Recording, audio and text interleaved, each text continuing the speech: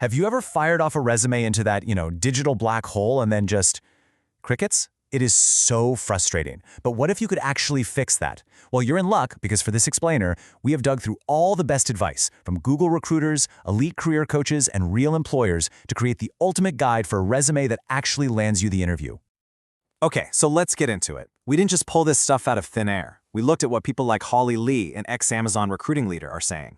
We listened to top career coaches like Jeff Su.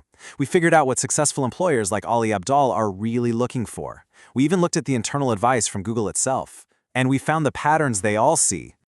And, across all of these different experts, a super clear picture started to form. There is one single mistake that pretty much everyone makes, a mistake that gets your resume tossed in the no pile in like 5 seconds. So, what is it? Here's the game plan. First, we're going to expose that huge mistake. Then, we'll completely reframe how you think about your resume. After that, we'll dive into the actual formulas for writing with impact, the formatting that beats the robots and impresses the humans, and finally, a killer strategy that goes way beyond the document to make you truly stand out. All right, part 1. The #1 reason fantastic candidates get ignored is that their resumes read like a boring old job description. They just list their duties, not their impact. They tell you what they were supposed to do, not what they actually got done. I mean, just look at the difference here. It is night and day. The before version is so passive. Supervised a project, assisted with governance. Okay, and so what? Now look at the after. Drove a 15% increase in page views. Bam, that's a number, a real result. Presented to a client who successfully opened a new branch. That's a real-world outcome. One is a task list, the other is a highlight reel of your wins. And this quote from employer Ali Abdaal just hits the nail on the head. He's blunt about it, right? When a hiring manager sees a bunch of vague buzzwords with no proof, it's an immediate turnoff.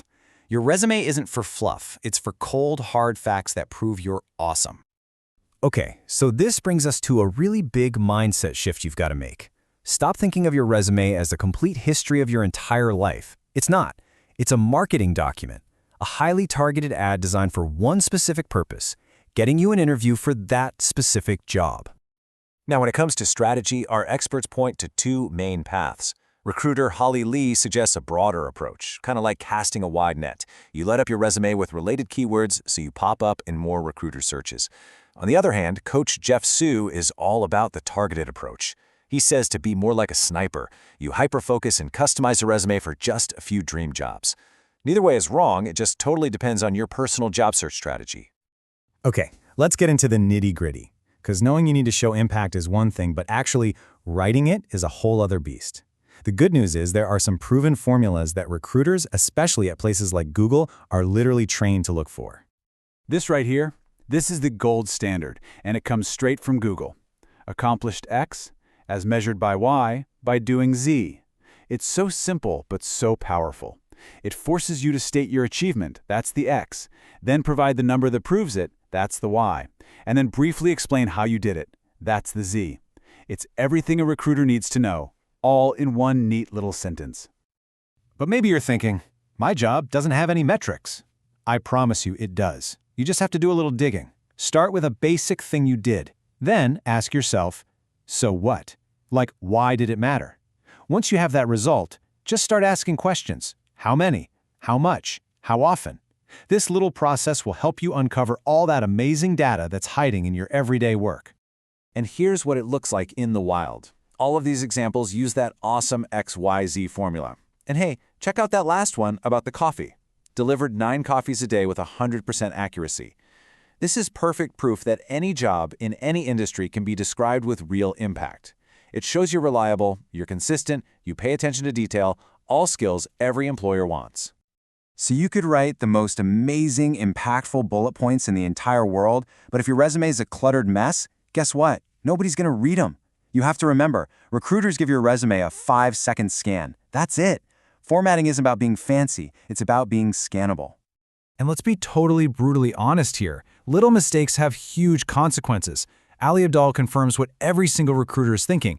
A typo isn't just a typo. It's a giant red flag that you're careless. It is the absolute fastest way to get your resume thrown straight into the trash. Now, this is super interesting. Some folks actually analyzed over 125,000 resumes, and they found a word count sweet spot.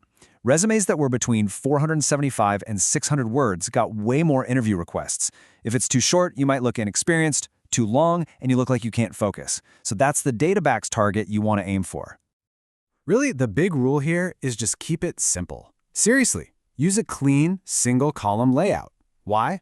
So the applicant tracking systems, the computer programs that scan your resume first, can actually read it. That means no fancy graphics, no weird columns. Keep your contact info stacked vertically, save it as a PDF, and stick to one page. And I'm going to say it again, proofread. Then have your friend proofread. Then read the whole thing out loud to yourself. Do not skip this step. Okay, so we've nailed the content, we've perfected the formatting. Your resume is now easily in the top 10%. But what if you want to be in the top 1%? To do that, you have to think beyond just clicking submit on a website. I love this idea from Ali Abdaal. He says there are always 3 doors. The first door is the main entrance, where everyone is lined up. That's the online job application. The second door is the VIP entrance. But there's always a third door, the creative, sneaky, unconventional way in.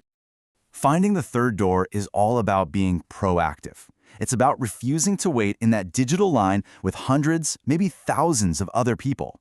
It means you find the right person at the company and you reach out directly with a message that's so personal, so valuable that they just can't ignore you. So here's how you do it in today's world. Step 1. Find the hiring manager on LinkedIn. Step 2. Use an AI tool to scan their profile and find a real point of connection. Then, Step 3. Write your message. But here's the key. Don't ask for a job. Offer them something of value. Maybe it's a quick video with an idea or a one-page mock-up of a project. You're making it incredibly easy for them to say yes to talking to you.